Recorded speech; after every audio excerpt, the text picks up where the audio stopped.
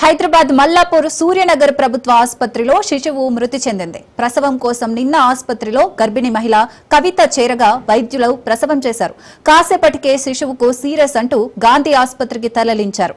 అయితే అప్పటికే శిశువు మృతి చెందినట్లు గాంధీ ఆసుపత్రి వైద్యులు తెలిపారు. సూర్యనగర్ ప్రభుత్వ ఆసుపత్రిలో డాక్టర్ లేకుండా స్టాఫ్ నర్సు డెలివరీ చేసిందంటూ కుటుంబ సభ్యులు ఆరోపించారు. ఆసుపత్రి ఎదుట కుటుంబ సభ్యుల ఆందోళనకు దిగారు.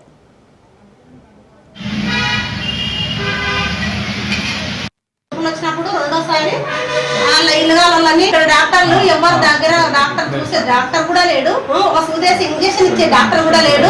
ఒక అందులో పడతలేరు, అందులో కాకపోతే అందులో మూసేటాలు వాళ్ళే అందులో పడుతున్నారు.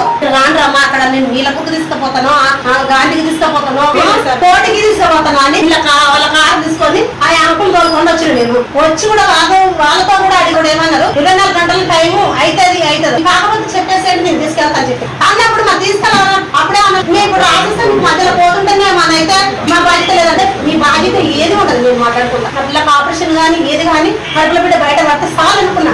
అన్నప్పుడు తీసుకెళ్ళాలని చెప్పొచ్చు కదా, అనకుండా 24 గంటల టైం ఇంకనే పిల్ల వచ్చి దారి పైన వచ్చి రూమ్ లో వండుకుంటే అప్పుడు ఉగ్గిరా వచ్చి లేపితే వచ్చి ఇట్లా లాగేస్తే ఆయన ఉంటుందా పోతుందా సార్? మరి చెప్పండి, మీరు చెప్పండి చెప్పండి సార్. ఒక జీవితాన్ని పొందాలంటే ఎన్ని రోజులు టైం పడుతుంది? మీ దగ్గరికి రావాలి, ఇచ్చి రాసుకోవాలి, టోకన్ కూడా కట్టాలి, మళ్ళీ బెడ్ బస్